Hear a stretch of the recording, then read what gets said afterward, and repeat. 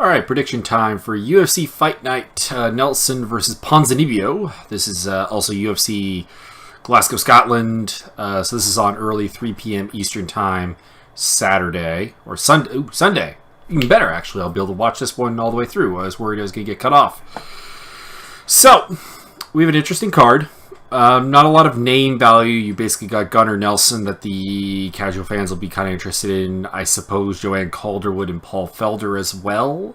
Aside from that, it's a lot of a couple of debutantes, a couple of people in the first couple of fights still in the UFC. Neil Series' retirement fight is on this card. Pretty excited for it. Let's have a look at what we got. Leslie Smith versus Amanda Lemos. I'm going with Leslie Smith here. Amanda Lemos has an impressive power game. She hits very, very hard. But that plays into exactly what Leslie Smith likes to do. She eats your best shot, keeps coming. Very Diaz-esque. She's been called the female Diaz a couple of times before now. Good combination puncher. I think this might actually be the first time I've ever picked her because I think there are definitive deficiencies in her game. She's not a very good wrestler, for example. She's not particularly fast. But if you're reliant on putting a one-hitter quitter on her, she's not someone to mess with. So, Leslie Smith, probably decision. She doesn't have the greatest power in the world, but like a doctor stoppage or something would also be, I suppose, on the table. Brett Johns versus Albert Morales. Kind of excited for this fight. These are two very interesting prospects, really. Morales, somewhat more so, because I feel there's more development in his game still be done. Very athletic guy, good boxing, actually pretty decent skills in other areas. Fearless, very aggressive. Brett Johns, very good judo player. Actually pretty heavy hands himself. I see him being able to get to the ground enough to win a decision. Morales' game still has development to do.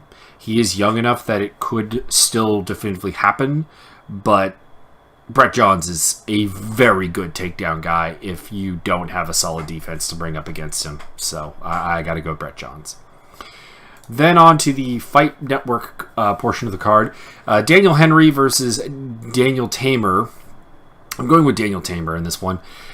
I don't have a great deal of confidence in either of these guys. Daniel Tamer is related to the other Tamer, David Tamer.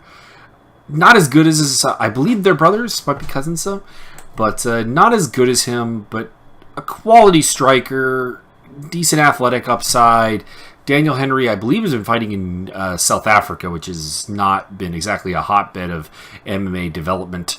So, yeah, Tamer decision seems pretty likely, even if I have some misgivings about his ability to put together a long run.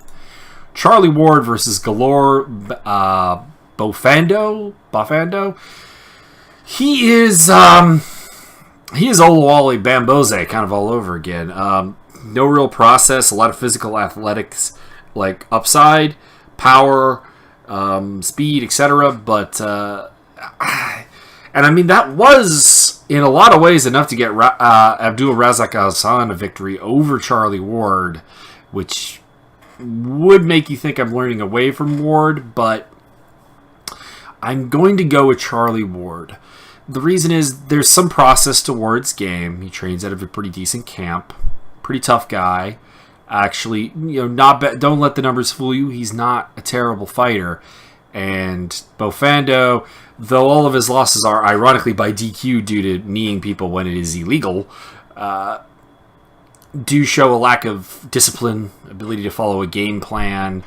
Like I said, just not a lot of process. Like he has a much higher ceiling than Charlie Ward. Give him like good coaching in like a year or two, you could have something here. But I just don't think it's here yet. But this is to be clear, this is a do not bet fight. There's just it's really kind of low level UFC fighting. I wouldn't really stake any real thoughts on it in terms of trying to make money off of it. Alexander Pantoja, the Cannibal, versus Neil Series. This is Neil Series' retirement fight, and I'm picking him to win by decision. The reason is, despite the fact that the betting line has him as a massive underdog, is Pantoja is not the type of fighter that has really given Series all of his problems. Like, Series has 12 losses. You look at that, that's tremendously bad. The record is terrible. But he loses to pretty top competition. Very athletic guys. Pantoja really struggle with the athleticism of Eric Shelton. And it really makes me wonder if he has a long run in the flyweight division, really. It wouldn't surprise me to see him win this fight. He is pretty decent in scrambles. Siri can be caught in scrambles, but I feel that Siri, better on the feet, should be able to more or less keep it there, actually. So I'm going with Neil Siri to have a nice send-off, but there's always a caveat when you're doing retirement fights, and that is sometimes the fighter comes out and looks better than ever, like they should never even retire, or they come out and they look absolutely terrible, like they should have already been retired. I'm hoping for the former, because I always like to see a happy ending to a career. Daniel Roberts versus Bobby Nash. Danny Roberts is actually a pretty good fighter. Very athletic, good long-range game, good boxing. Wrestling is a little weak. Bobby Nash doesn't really like to exploit wrestling deficiencies, despite the fact that I think by nature he is actually a wrestler. But he likes to bang, and that's going to cost him here because, frankly, he had his lights turned out by a much less technically sound striker than Roberts in the Leech, his last fight. But Leech has great power, mind you, so I'm not sure if Roberts will actually get the finish here. But I'm going with Roberts via a late TKO stoppage. I think he'll get it done here. This is a matchup kind of made for him that masks his deficiencies. Then we have James Mulhern versus Justin Big Pretty Willis. I'm going with Justin Willis. Mulhern's game is... It's very weird. It's very weird. Which could give Willis a lot of problems. I suppose that is technically on the card here, but Willis, very athletic despite the appearance. Very tough guy. I don't see Mulhern being able to stop him, and I see Willis being able to stop Mulhern. It's an interesting fight, though, between two guys that I'm not entirely certain are actually ready for the UFC, but we'll see. Speaking of not ready for the UFC, Khalil Roundtree Jr. I feel like this guy would have really benefited from like another year on the lower circuit. He's fighting Paul. Best nickname in all of British MMA, Bear Jew Craig. I will say I am taking Roundtree here because while Bear Jew is not a guy who I thought needed to wait to make his UFC debut, it's because he's probably just about as good as he's getting. He's a very tough guy, not great athleticism. Good nose for submissions, but not a particularly amazing takedown game. Roundtree looked better at stopping a takedown against Daniel Jolly, and this is a good test for him to see if he can continue to do that. He is very, very athletic, very powerful, and Craig is pretty damn hittable, so I see Roundtree turning his lights out in the second round in a fight that could go completely against that prediction. It could be a lot of Craig taking Roundtree down and holding him down and submitting him. I could definitely see that as well, but it's a nice, interesting fight to see where Roundtree really is. On the not really competitive fights, though, Jack Marshman versus Ryan James. Ryan James is a guy who has a pretty decent ground game, actually. Has actually had, I would say, more success in the UFC than I expected him to have, having notched a win over Keith Barish, and he lost to Gerald Mershart. But he is going to run right into what Marshman loves to do, which is punch people in the face. And that's why I have to go with Jack Marshman.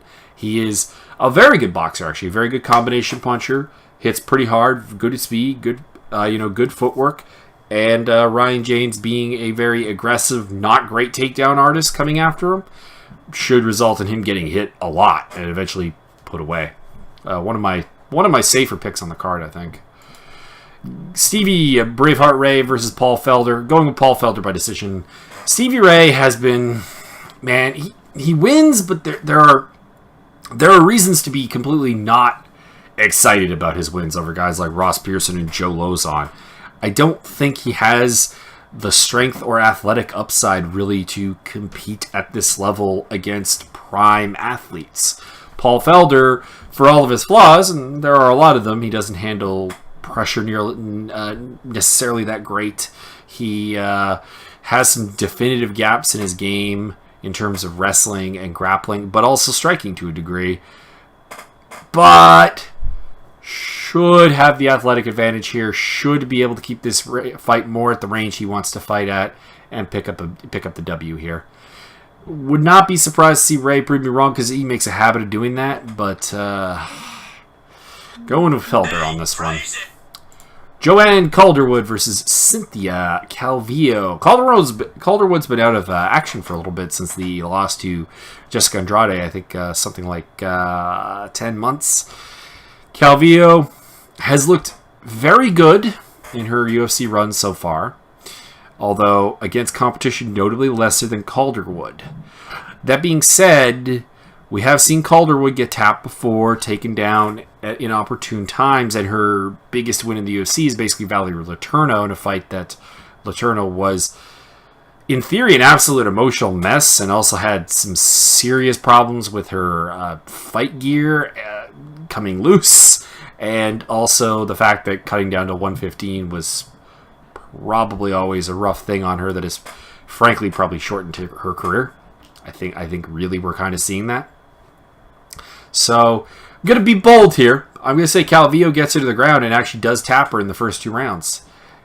Would not surprise me to see Calderwood win a decision, or to even just box her up on the feet, because she's not that easy to take down. But just a feeling, just a vibe I get off of Calderwood that I just do not trust right now. Then the main event, one of the more interesting fights on the card, Gunnar Nelson versus Santiago Ponzuinibbio. Interesting fight.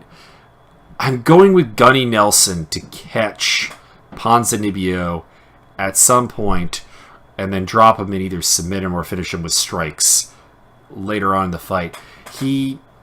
He's very good at capitalizing on the openings that you give him, and Ponzuinibbio does give those openings. On the other side, though, he's such a low-volume striker and not a particularly dominant takedown artist that Ponzuinibbio might be able to do a little bit of a sprawl and brawl, overwhelm him on the feet. That could happen as well, somewhat akin to what Rick Story did to him, although with more panache. But I am going with Gunny, although I really do need to see something change in Gunnar Nelson's game for me to have great faith in him, greater faith than I currently have. So that's my call on this one. Interesting fight card. A lot of very interesting fights, actually. I'm looking forward to almost every fight on the card. The exception maybe being Henry versus Tamer and Ward versus Bofano could be pretty ugly. And none of those 4 fighters are necessarily guys I'm sold on being long-term UFC prospects. Willis and Mulhern has the typical UFC heavyweight caveat that it could be ugly as sin. And we may regret watching it, but also could be really fun. So that's my thoughts on the card. Hope you enjoyed, and I hope you enjoy the fights.